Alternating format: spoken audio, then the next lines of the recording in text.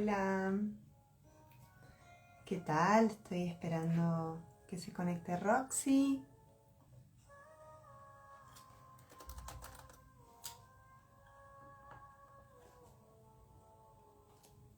Ahí está.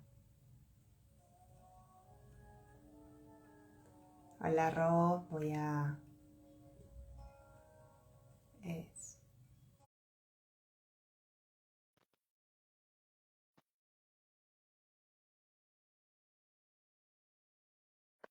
Hola, buenas noches. Hola, Pilar. Hola, Hola, Ro. Hoy nos vemos. hola querida. Bien. Sí, sí, sí. Entrar al mundo del digital es entrar como una quisiera, gigantesca.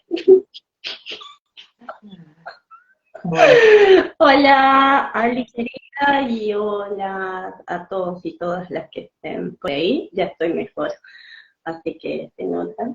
Ya no estoy tan borrosa, ni tan tomada. Así que exacto. bueno, Estamos ahí. gracias por la paciencia tuvieron la semana pasada, de verdad. Bueno, vamos ahí mejorando vamos dando nuestros primeros pasos, como quien dice en esto. Sí, Bueno, sí. Así que bueno, creo que podemos como iniciar, ¿no? Con este ciclo de los cuentos y lo que viene con este viaje. ujú, súper. Ahí te están saludando, Ro, mira, Isaías. Eh, Ajá. Y a todos les cuento que, o sea, gracias. Isa querido. Qué lindo. A todos los que estén acompañándonos, qué bello. Es como, no, me tienes que traducir algo. Te escucho, pero es como para ver bien y escuchar, es toda una maniobra que tengo que hacer. Muy bien, bueno.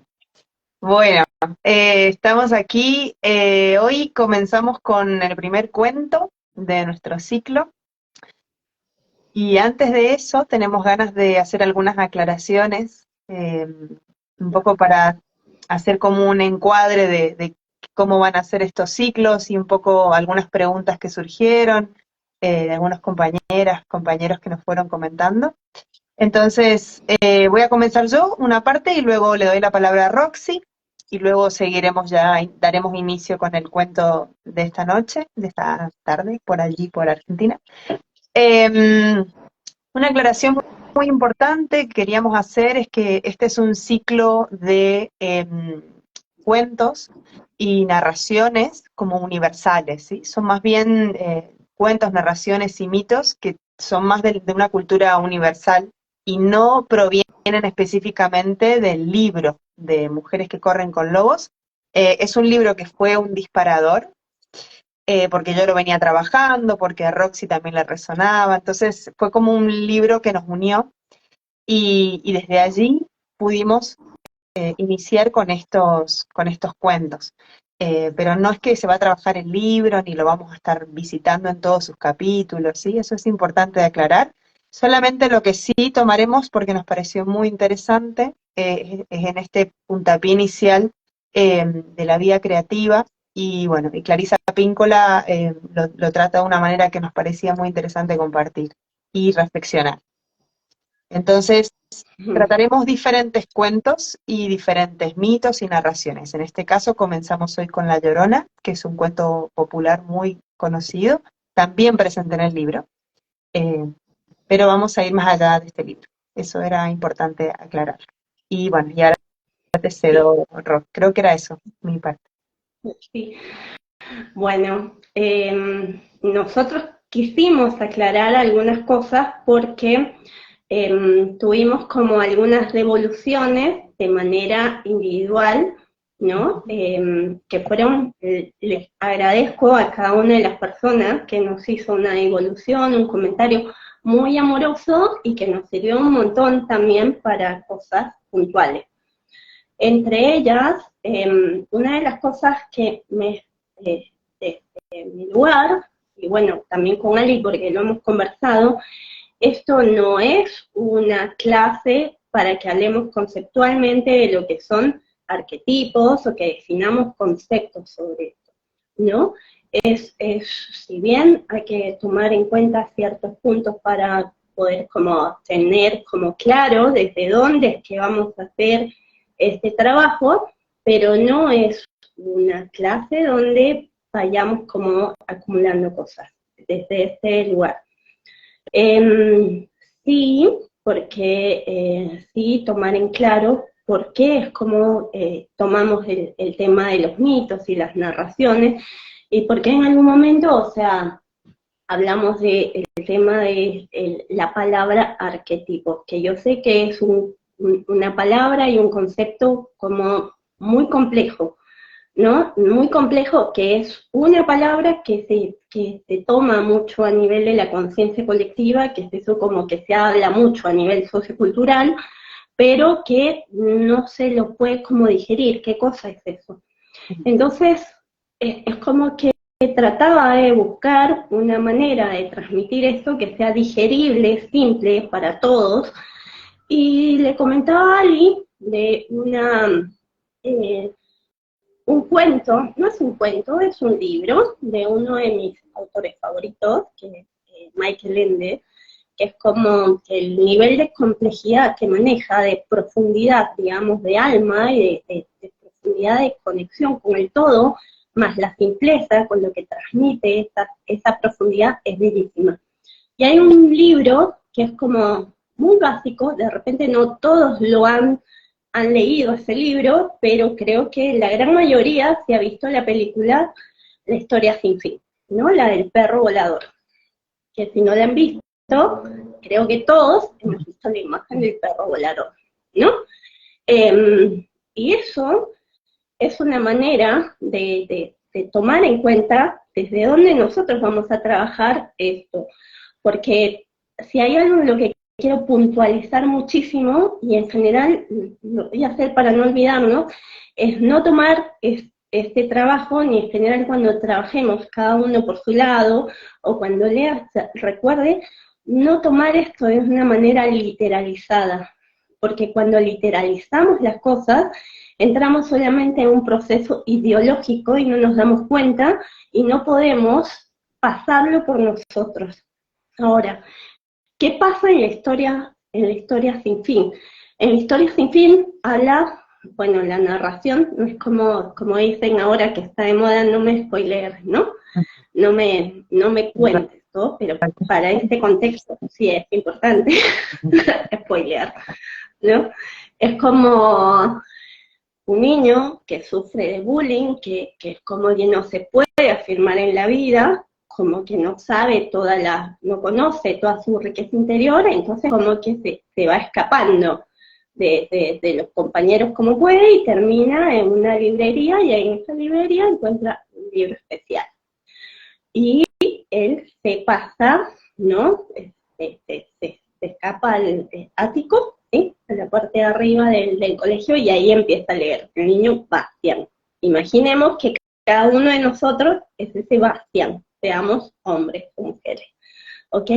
Entonces, él cuando va leyendo, va encontrando que esa historia trata de un mundo, el mundo de la princesa infantil, que sería el mundo del mundo imaginario, el mundo de los cuentos, ¿sí? El mundo de esta psique, que es como donde pueblan todos esos personajes que alimentan el alma de todos. Entonces, en esa narración, ese mundo está en peligro, porque la nada, que es como ahí representada por un lobo, pero que sería también esto que cuando ensuciamos nuestro río, ¿no? Que con el cual tiene que ver mucho La Llorona, es como que la nada va avanzando para llevarse ese mundo. Y ahí aparece, es convocado Atreyu, porque por eso se llama La Historia Interminable, porque tiene que ver con ese personaje en cada uno de nosotros, que es como el personaje que va en busca de su propio destino, ¿no? Entonces, nosotros, los mitos, los cuentos, están poblados de todos esos personajes digamos, de esos imágenes que son parte de toda la humanidad y en todos los tiempos. Cuando hablemos de eso, no es como que está afuera, que eso sería como literalizar las cosas, sino darnos cuenta que en esas narraciones, al leerlo, el único que está existiendo en ese momento somos cada uno de nosotros, y cada uno de nosotros está viviendo con esos personajes en nuestro interior. Es como si estuviésemos inmersándonos en un juego de video. Hoy en día están de moda los juegos de video, la gente juega juegos de video, pero después mucha gente no sabe cómo salir de los juegos de video, porque es parte de esto, o sea, es como entrar a este mundo del inconsciente. Pero entrar a un cuento, a un mito, una narración, y vivenciarlo de esta manera con conciencia, es como eso, vivenciar cada uno de esos aspectos que está en nuestro interior, como ese aspecto del lobo que se quiere comer todo ese mundo, o ese Atreyu que lucha por salir. Por eso es que después, en la película, Bastian, al vivenciar ese aspecto, sale con toda la fuerza para enfrentar las cosas que le toca enfrentar a su edad, y con lo que tiene y el contexto y los personajes siempre. No es, porque si no, si tomamos en cuenta como una literalización, lo ponemos como si solo estuviesen en el afuera, y nos quedamos con la experiencia del afuera y nos quedamos solamente con la proyección, y no hay un verdadero cambio en nosotros, y solamente nos quedamos con el juzgamiento, nos quedamos con el seguir con la lucha y todo lo demás, y no nos hacemos cargo de los aspectos que nos toma hacernos cargo a cada uno de nosotros. Con lo cual tendríamos que contribuir de esa manera con una semillita completamente diferente a este mundo y ser menos quejosos también. Nada, eso creo que Nada, esa eso. fue mi... Genial. Bueno, este es un poco como el ejemplo de cómo vamos a trabajar, ¿no? Desde qué enfoque viene nuestra propuesta. Y esta frase con Roxy la decimos mucho, que es la no literalidad. Es muy interesante saber que en todas estas narraciones o que se han ido pasando en diferentes culturas, no es literal, sino que justamente todo tiene una mirada propia, ¿no? Como cada persona es subjetivo de alguna manera, pero por eso lo vamos a reflexionar. Pero, y sobre todo con conciencia, y hay una cosa que es, también me parece que tengamos como en esta navegación, que tomar mucho cuidado, que siempre digo, que yo le digo como ser respetuosa, ¿no? Pero es como ser cuidadoso, ¿no? Porque inmersarnos en ese aspecto que tiene que ver con el inconsciente colectivo, con donde están todas estas imágenes, ¿no? Y que son como capas de la Tierra, es como cuando nosotros nos tiramos, así como sea, no nos damos cuenta cómo nos puede poseer todo eso y lo peligroso que es. Es como cuando vamos a la playa siempre están las banderas, la verde, la amarilla, la roja. Entonces uno dice, bueno, no, está muy movidito, no me voy a meter, está más suavecito, está así. Entonces tenemos que también tener mucho cuidado cuando manejamos y cuando nos conectamos con el mundo inconsciente, porque eso es ser respetuoso y cuidadoso. Porque si no, simplemente estoy jugando y termino siendo atrapado, y no solo me daño a mí, sino daño a los demás. ¿Ok? Súper. Bueno, vamos entonces al cuento de hoy. Vamos a entrar, como dice Ro, con mucho cuidado en esta narración. Yo voy a leer el cuento y luego vamos a ir comentando, ¿no? Vamos a ir comentando lo que a mí me llamó la atención, vamos a ir comentando diferentes versiones del cuento, porque pueden haber leído alguna vez alguna versión, más allá de la de este libro, hay muchas, y de hecho es muy popular como imagen, ¿no? La Llorona está en una cultura, sobre todo desde México, se ha proyectado mucho como, bueno, como una imagen muy fuerte con un determinado símbolo, pero vamos a ir reflexionando juntas. Así que Ali, procedo a leer esta narración. Dime. quería disculpar antes de empezar, no sé si alguien quiere hacer un comentario sobre esto, sobre la aclaración que hicimos o alguna cosa, súper, Ok. ¿sí? O sea, si quieren, y si no, o sea, cualquier comentario pueden escribirlo ahí, nosotros, o sea, eso nos sirve para nosotras como una retroalimentación para responder en el momento, o sea, si lo puedes leer, si estás en la Sí, compu, eso, me sí, avisas sí. para poder aclarar algo, y si no, nos sirve para tomarlo en cuenta para el próximo encuentro, eso, ¿no? Buenísimo. Así que, Gracias porque voy ahí. Si alguien quiere dejar un comentario, lo leeré yo. Así que bueno, muchas gracias a las personas que están allí. Vamos a comenzar en esta instancia. Voy a leer el cuento y luego procederemos a ir reflexionando juntas, conversándolo, viendo qué nos resuena y qué es lo que surge de todo esto. ¿Sí?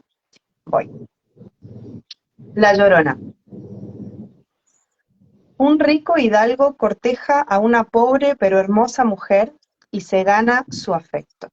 Ella le da 2 hijos, pero él no se digna a casarse con ella. Un día, él le anuncia que regresa a España para contraer matrimonio con una acaudalada dama elegida por su familia y que se llevará a sus hijos. La joven enloquece de dolor y actúa con los gritos y aspavientos propios de las locas. Le araña el rostro, se araña el suyo, le rasga la ropa, se rasga la suya. Toma a sus hijitos, corre con ellos al río y los arroja al agua. Los niños se ahogan. La Llorona cae desesperada de rodillas en la orilla del río y se muere de pena. El hidalgo regresa a España y se casa con la rica. El alma de la Llorona asciende al cielo. Allí, el guardián de la entrada le dice que puede ir al cielo, pues ha sufrido mucho, pero que no podrá entrar hasta que recupere las almas de sus hijos del río. Y por esta razón, hoy, se dice que la Llorona recorre la orilla del río con su largo cabello, volando al viento, e introduce los largos dedos en el agua para buscar en el fondo a sus hijos. Y por eso también los niños no deben acercarse al río cuando se hace de noche, pues la Llorona los podría confundir con sus hijos y llevárselos consigo para siempre.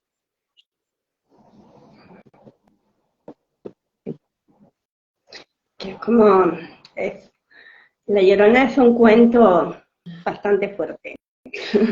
Es como, como a veces, es como lo que diría un cuento despertador y a veces como un sueño muy despertador. No sé si a veces, qué sé yo, cuando han tenido esos los sueños que son muy lindos, son como, ay, como, Arthur, Roberito, duérmete.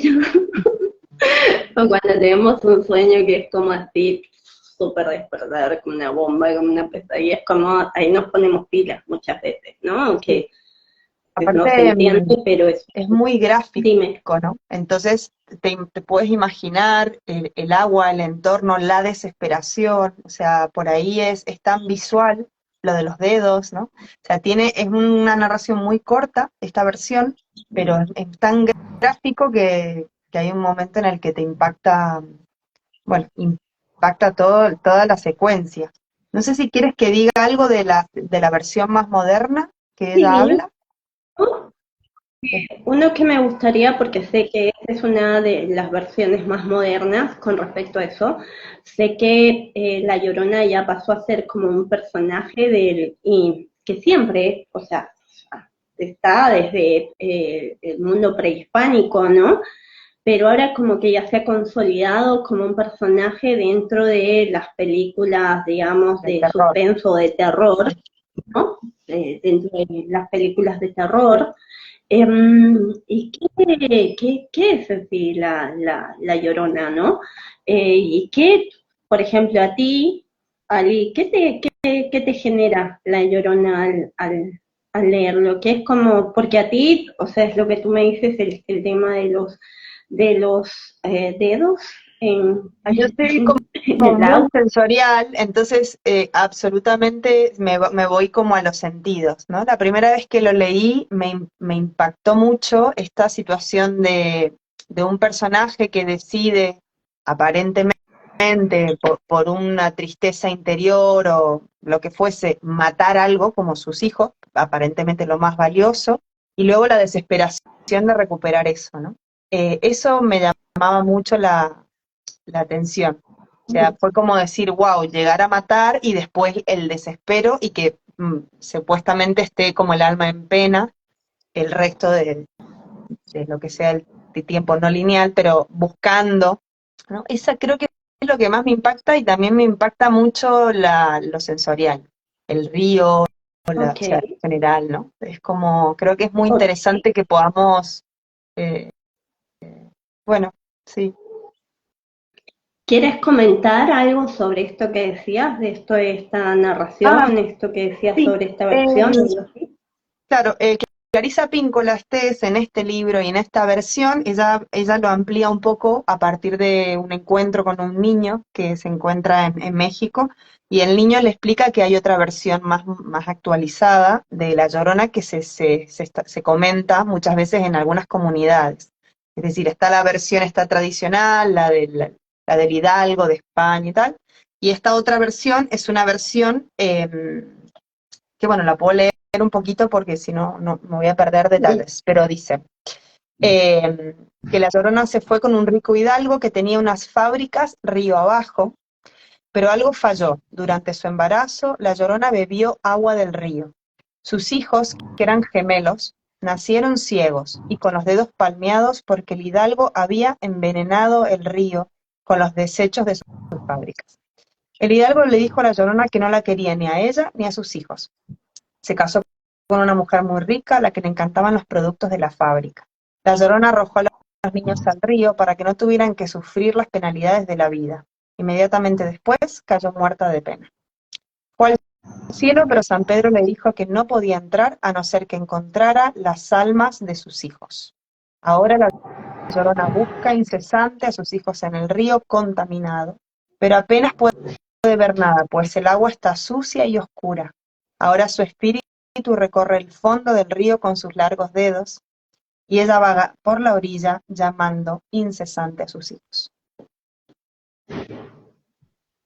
Esta sería lo que ella llama la contaminación del río, o sea, es suma a la otra versión. Sí, si nosotros vemos el tema de la Llorona,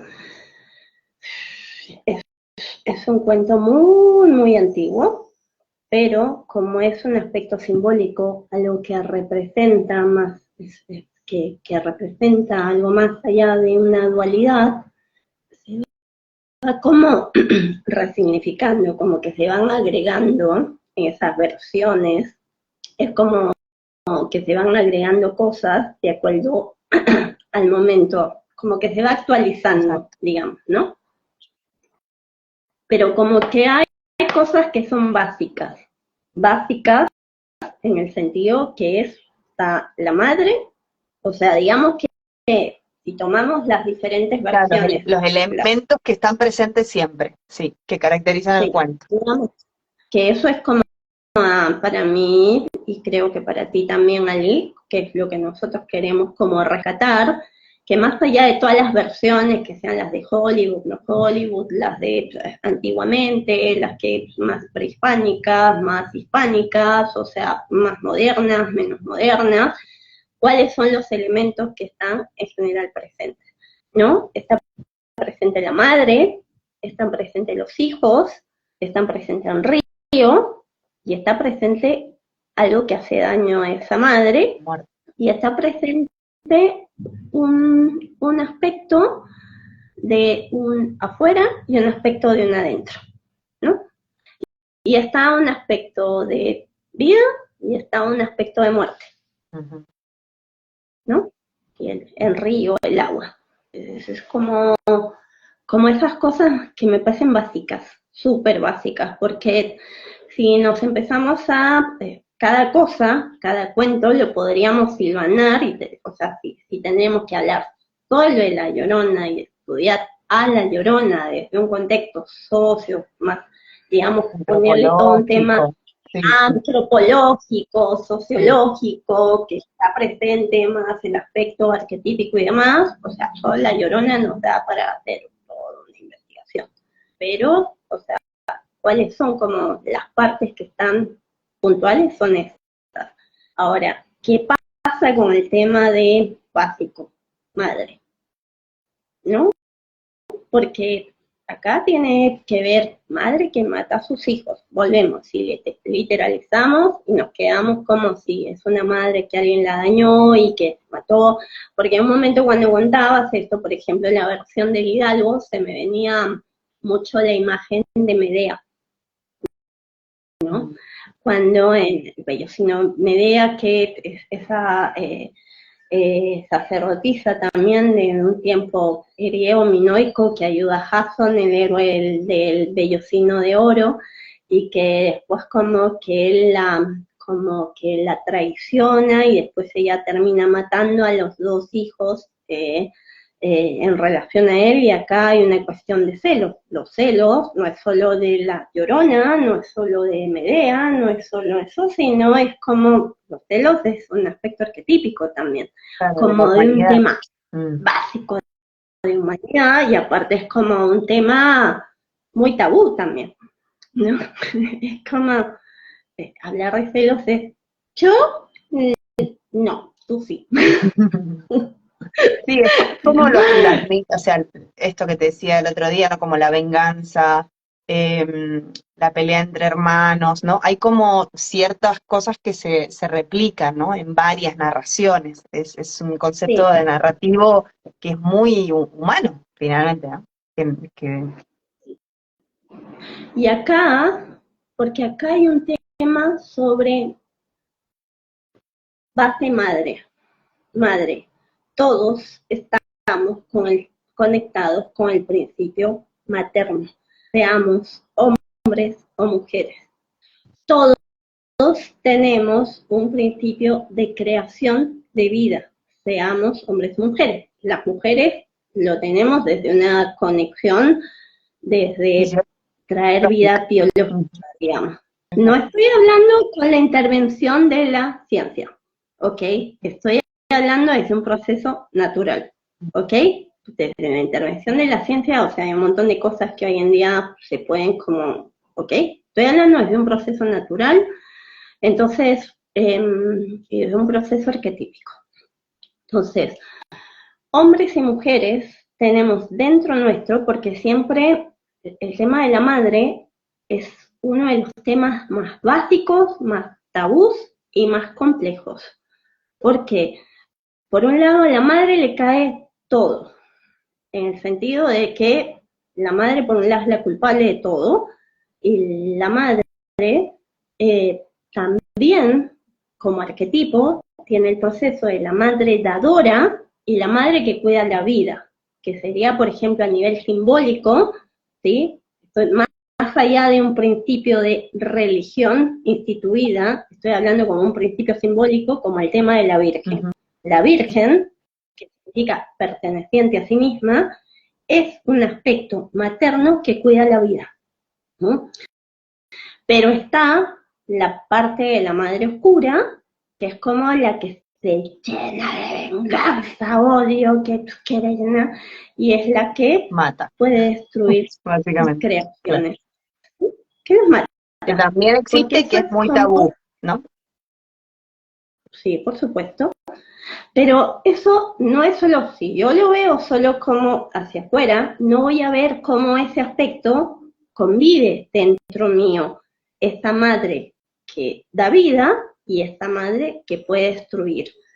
Cuando yo estoy queriendo crear cosas así y no aprendo a cuidar mis propios procesos y estoy mirando solo hacia afuera y todo lo demás, y que no llego a hacer las cosas como todo eso y en principio de comparación, o me siento como que esto no me acompaña, no tengo como la capacidad de limitarme psíquicamente a mí, entonces muchas veces, y no muchas, sino constantemente terminamos matando a nuestra creación, nosotros mismos, matando a esa, porque ese agua por un lado, una cosa es como este río que corre y nos puede vivificar y nos puede dar vida, fertilizar nuestra tierra, ¿sí? como ese agua que corre y que va a ese océano, que está conectado con todo ese principio donde están todos ese todo, ¿no? Esa conexión con lo que se dice, esa conexión con el alma, ¿no? Y el agua también cuando se estanca, como el tema del Llorona, cuando se estanca, cuando se llena de suciedad, cuando está toda contaminada, eso, o sea, es como cuando yo no tengo un montón de cosas que quiero crear, no las saco y estoy toda con toda mi cabeza recontaminada y todo eso, estoy estoy ahogándola ahí.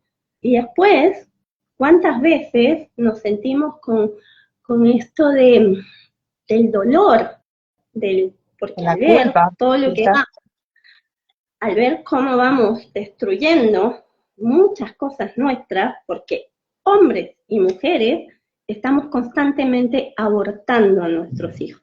Abortamos proyectos, abortamos relaciones, Ideas. abortamos todo el tiempo, porque estamos siempre conectados con somos una humanidad que llevamos millones de años generando cosas mentales y que nos cuesta mucho hacer un principio de realmente crear cosas de verdad.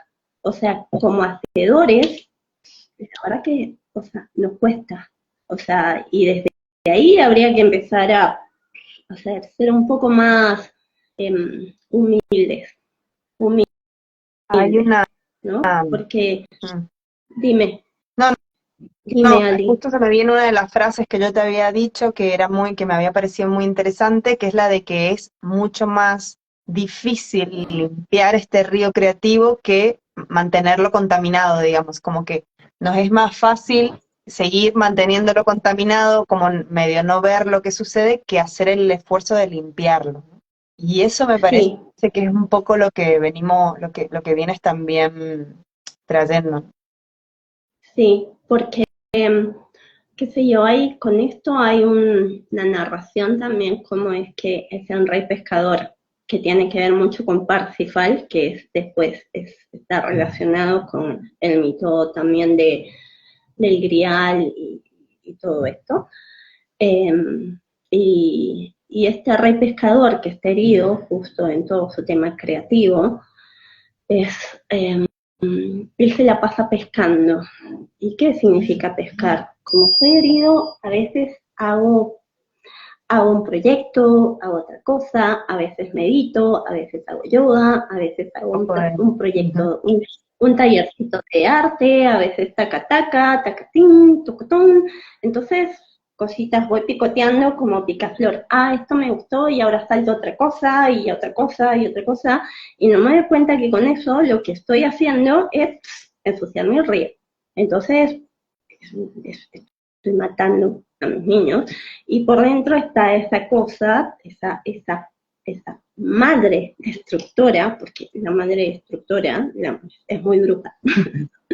¿Cómo sería la bruja? No digo la bruja de los cuentitos de hadas, que después, o sea, se transforma así, onda la que le hace el traspié, digamos, ¿viste? En el cuento de la Bella y la Bestia, Ujú. a la bestia, que era un príncipe muy soberbio, ¿no? Muy soberbio y que también miraba las cosas brillosas en afuera y no amaba de verdad, ¿no? Porque se le presenta como la viejita, así, la viejita, así, mea brujita, ¿no? Entonces él como dice, la saca de lado, pero después era una super hada maravillosa. No, no estoy hablando de eso, estoy hablando de la antivida, estoy hablando de la Sí, bruja bruja, y cómo ¿no? se replica, ¿no? Al final son, por eso vas trayendo otras narraciones, porque es una narración, la de la madre dadora de vida, pero también destructiva, que Sí, yo me acuerdo, destructiva, es lo que te voy a dime, decir algo de nosotras, que hemos compartido mucho camino.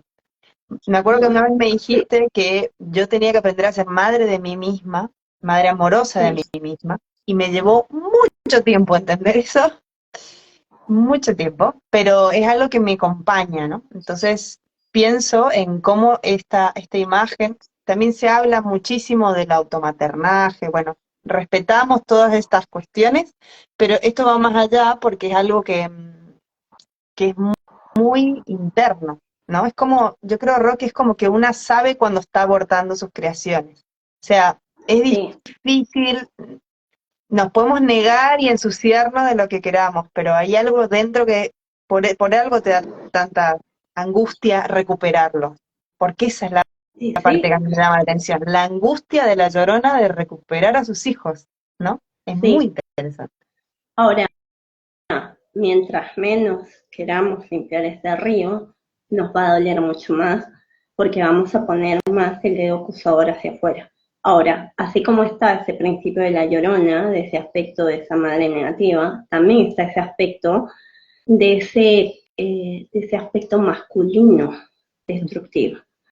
Porque siempre estamos aún más en este momento, en un momento que literalizamos y ponemos desde un principio de que las mujeres se quieren empoderar desde un lugar y no se dan cuenta que están rompiendo un proceso personal muy grande, de tener que hacer una limpieza gigantesca para poder ver cuál es el verdadero poder de la mujer, se literaliza también con respecto al aspecto masculino.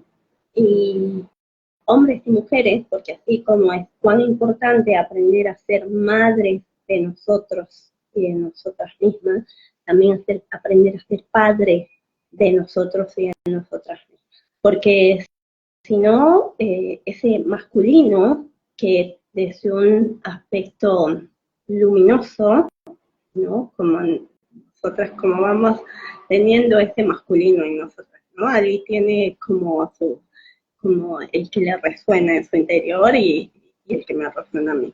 Ujú. Y es como desde ese aspecto de lo que desde lo junguiano sería el animus, ¿no? Que serían Eso. como esas como imágenes del masculino, esas imágenes que puebla el mundo interior en las mujeres y también que es parte de los hombres, ¿no?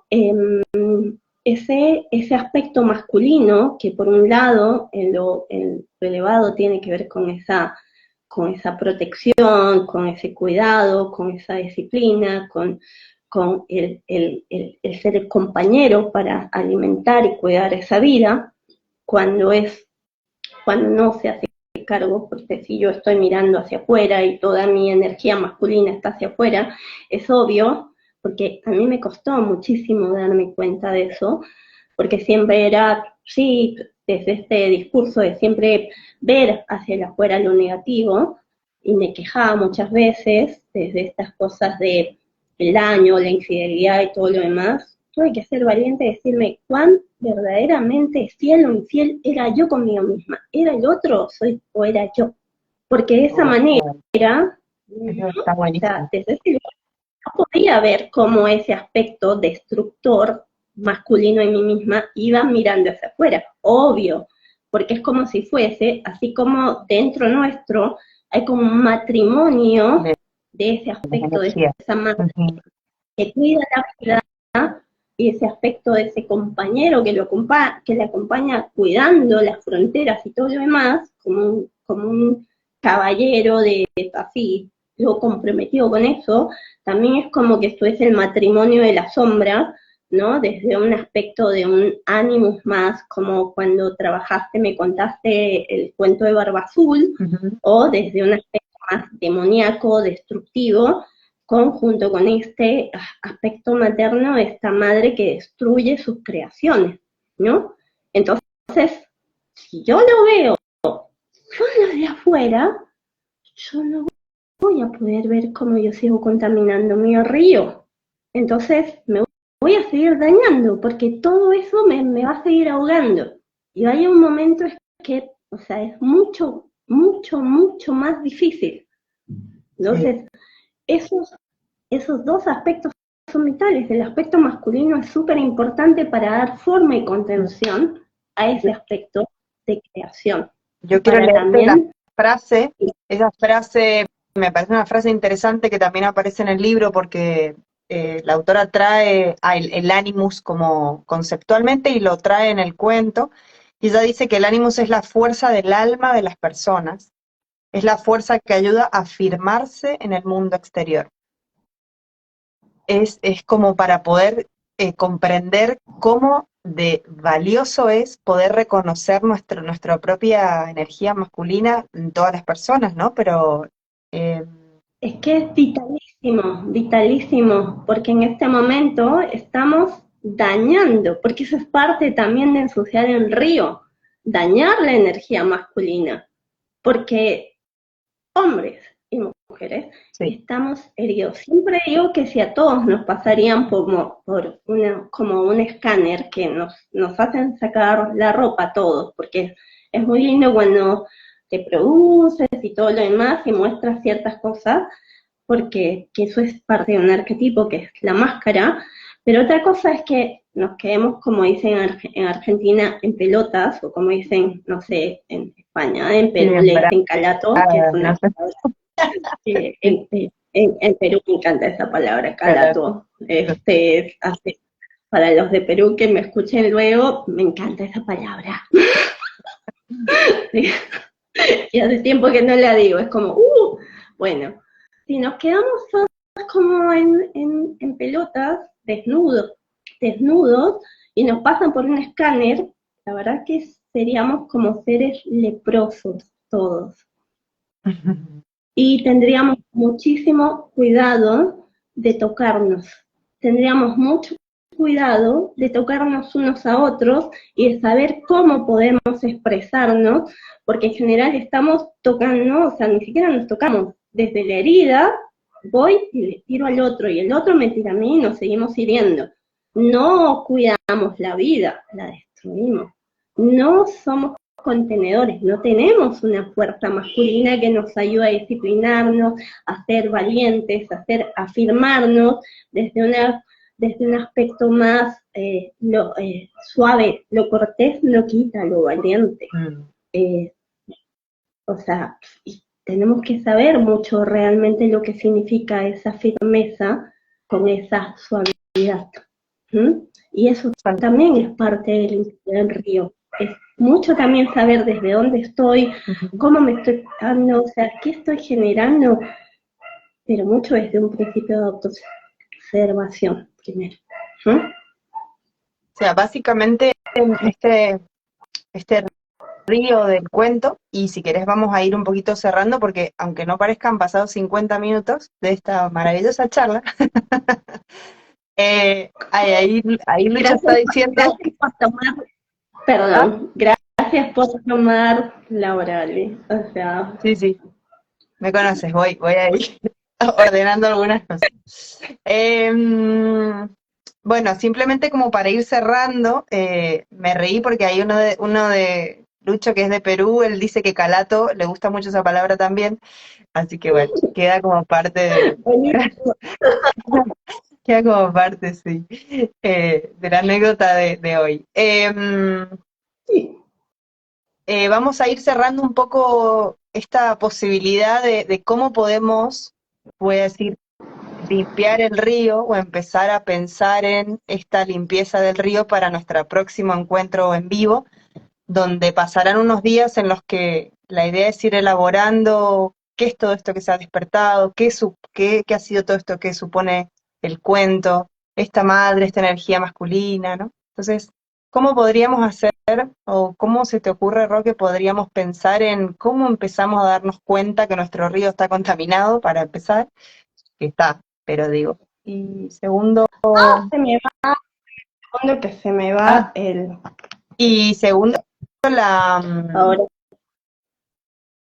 empezar a limpiarlo, como Eh, una una de las invitación, probablemente.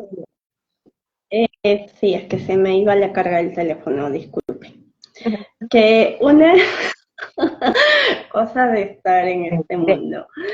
Una de las cosas que siempre, por ejemplo, cuando trabajo con las personas, desde, por ejemplo, cuando tengo una sesión o alguna cosa, siempre les digo a las personas que si les quedó una idea, una palabra, una imagen, lo que sea que les haya resonado, se queden con eso como si fuese un alimento, como si fuese que lo pasen por ellos y que lo empiecen a reflexionar, sentir, que lo pasen como idea, porque eso ya nos trae un proceso de reflexión, porque después nosotros queremos, pero que lo tomen, porque es como comer algo y permitir que ese alimento vaya por nosotros. Hay una parte que se va a ir por donde tiene que irse para afuera y hay otra parte que se va a quedar y va a generar un movimiento en el interior. Entonces, sea que quedó en Río, la madre que cuida la vida, esa virgen perteneciente a sí misma, esa otra destructiva, llena de toda esa panzoña que vemos afuera, también tiene que ver con ese proceso de vida, muerte, vida, que me generó, que me generó en el interior. Eso es uno, porque y lo vital es ver cómo están esos aspectos en mi interior, cómo yo estoy con mis creaciones, cómo estoy con todo, con llenándome un montón de cosas solamente para pensar que estoy creando algo, pero estoy abandonando realmente cosas. Porque, sobre todo, porque necesitamos ir al menos. Y aparte el tiempo, ¿viste? Esta cuestión de la velocidad es como pensar en cuánto tiempo, y ahora que lo preguntas, me lo pregunto y digo, es una pregunta interesante, ¿cuánto tiempo le dedicamos a esa creación de verdad? No a la voracidad de pensar en picotear un montón de cosas, sino de verdad esto que a mí me da vitalidad, que a mí bueno, que hay algo que seguramente me conecta con mi parte creadora, ¿no? Creativa. Sí, y hay, hablando de tiempo, porque por un lado, queramos o no, como la vez pasada, un chico con el que trabajo me dijo que claro, el tiempo lo es todo, sí. Por un lado sí, por un lado no, pero el tiempo acá lo es. Pero ¿qué tipo de tiempo? Y vuelvo como con lo que empecé, con esto de Michael Ende y la historia sin fin, porque hay otro libro que es Ya lo trabajaremos, ¿ah? hermoso, sí, Ya lo haremos. sí, Sí, que es es un buen ejemplo. Momo, que es Mm, Momo, que tiene que ver con el tiempo, ¿no? Pero que el tiempo con eso que realmente se vive y se hace que se digiere, que es como, porque ahí se habla mucho de los ladrones del tiempo. ¿Y quiénes son esos ladrones del tiempo y esa cosa de esa voracidad? Y cómo terminan esos ladrones del tiempo llevándose a la gran mayoría de gente, menos a un personaje que es el que está con ese tiempo. mm, Un tiempo muy presente, muy significativo, muy esencial, pero a la vez que es un tiempo muy eterno. hermoso. Creo que con esto estamos el tiempo. Bueno, Ro, muchas gracias a las personas que nos han acompañado, que han entrado, se han asomado por allí, amigas, amigos.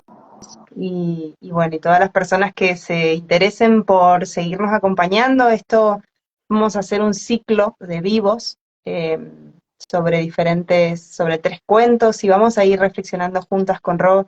Nosotras lo hacemos hace mucho y esto lo venimos gestando con tiempo y con mucho cariño y mucho amor y, y con ganas de compartirlo. Así que muchísimas gracias a todas y a todos y te dejo ahí si quieres cerrar con algo más y vamos cerrando por ahí. Sí, sobre todo porque hay una de las cosas que en este caminar junto a Ali y el caminar de ella desde su lugar y el mío, creo una de las cosas que son básicas es que sobre todas las cosas ambas conocemos esa madre oscura y destructiva y no solamente desde lo simbólico, sino sabemos realmente lo que es y porque las dos eh, sostenemos y cuidamos la vida también.